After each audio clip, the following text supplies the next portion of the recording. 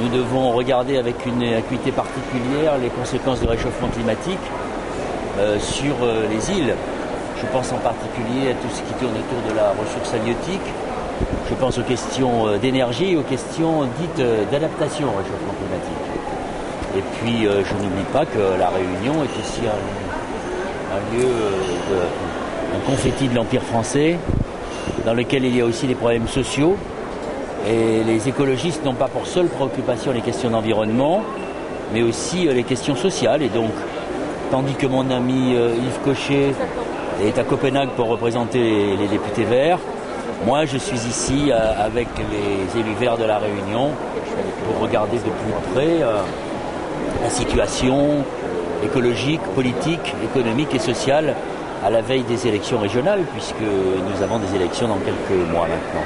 On n'est pas obligé d'être tous au même endroit. Nous sommes, certes, nous ne sommes pas encore suffisamment nombreux dans l'écologie, mais nous sommes assez nombreux pour pouvoir nous répartir les rôles. Donc nous avons décidé, par consensus, que ce serait Yves Cochet qui représenterait les députés verts à Copenhague. Je n'ai aucune fonction particulière au sein du Parti vert, donc je n'ai aucune compétence pour remettre de l'ordre.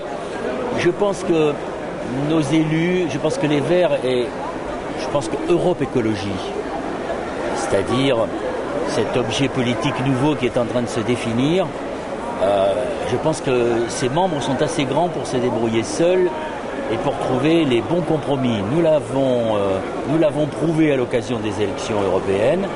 Nous avons fait preuve d'intelligence politique.